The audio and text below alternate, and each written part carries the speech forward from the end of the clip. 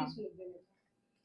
देखिए, जिस तरह से संसद में लोकसभा हो चाहे राज्यसभा हो, दोनों सदन में भारतीय जनता पार्टी की जो हरकतें हैं, आप लोगों ने मीडिया के माध्यम से भी देखे होंगे कि इस तरह की बयानबाजी दे रहे हैं, पूरा देश देखा। जिस तरह से बाबा साहब भीमराव अंबेडकर जी का अपमान हुआ, सीधा-सीधा पूरे देश का अपमान है।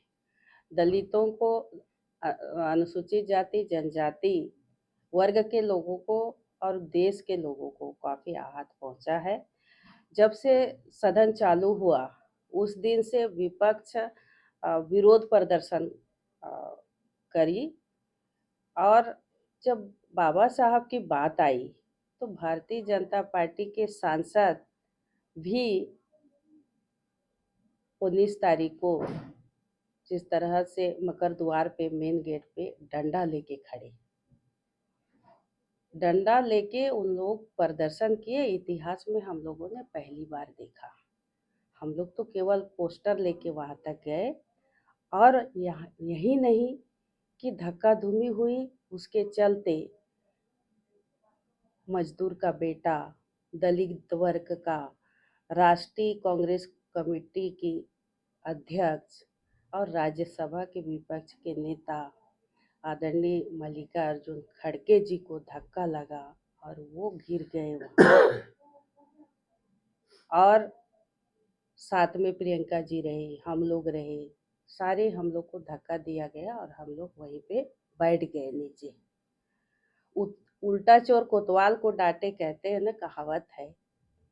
और बीजेपी के लोग, बीजेपी के सांसद कहते हैं कि हमारे सांसद को धक्का लगा और वो आईसीयू में एडमिट होते हैं और तुरंत पीएम का फोन जाता है तो बात करते हैं और उनसे प्रेस वाले पूछते हैं तो वो क्या कहते हैं कि राहुल जी सामने खड़े थे, पीछे से हमको धक्का लगा तो गिरा।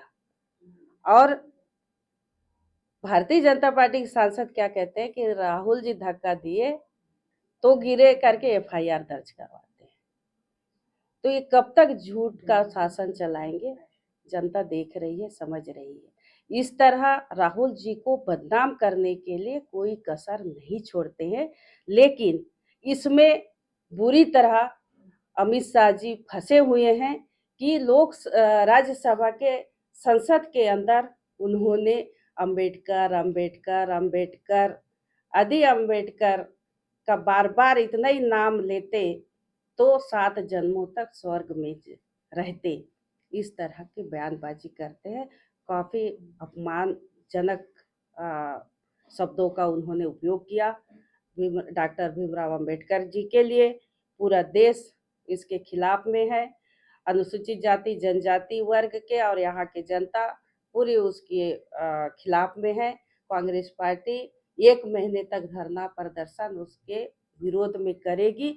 जब तक गृह मंत्री जी माफी नहीं मांगेंगे, इस्तीफा नहीं देंगे, तब तक ये विरोध जारी रहेगा। अभी भाजपा राहुल गांधी और मल्लिकार्जुन खड़गे का पुतला दहन कर रहे थे, आप इस विषय में क्या कहना चाहेंगे? उनके पास कुछ रहा ही नहीं।